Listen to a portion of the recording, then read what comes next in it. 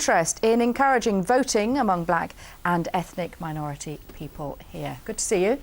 Thank you. The word historic has been bandied about, justifiably so today, of course, with the election of Barack Obama. But what about the repercussions for us here?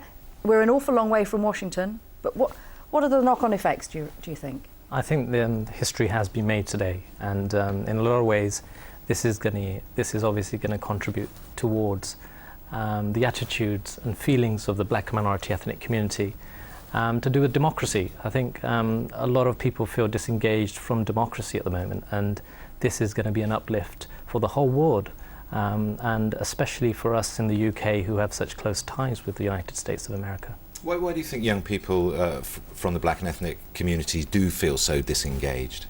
I think part of the reason is that when I was elected as a councillor in 2005, Bristol didn't have many black minority ethnic people that were elected as councillors, and I think it's about breaking the ice, and people like to see role models and people that have been in that position and achieved something, and I think once you break that ice and you're able to prove that you can get to the position that any person from the world can be in, I think it does encourage people to come forward, and we've seen that in our local political scenario in Bristol.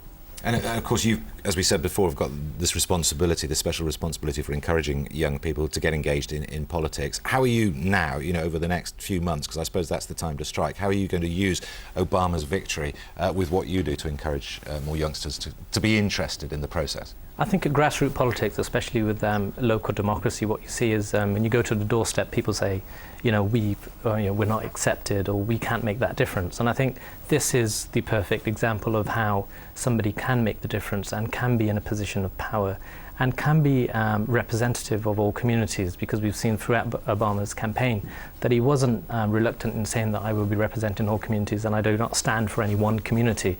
And I think that's one of the key messages that people need to realise, is that when even you are elected or you are in a position that you can make a representation, you have to think about the bigger picture and the bigger community. And I think in many ways Obama has been successful in putting that picture forward. With the recent economical downturn and things that have happened, people have been looking for aspiration, and this person inspires people. But he will need a lot of support around him, won't he? I think one of the key issues now, a very low level, if you look at myself as a councillor, when I was elected and I was the only Asian councillor, and we had 9/11 and 7/7 in Great Britain, and you're seen as somebody that's going to be the advocate for your community, or for the Muslim community in my case. And I think that's a huge expectation from communities, and it's very difficult to deliver on that. And I think the test for Obama is going to be to actually deliver on certain things that the black and minority ethnic community were expecting from him. And part of that is the trying to get out of Iraq, trying to do things better in Afghanistan from now on. And I think these things will be a real test for Obama, and I can't see that he's going to be able to satisfy every single person, and you never can with politics. All right, well, it's been good to have your thoughts. Thanks for coming in. Thank you. And of course, Abdul Malik is a Liberal Democrat councillor, not a Labour one, as we said there. Well, meanwhile, the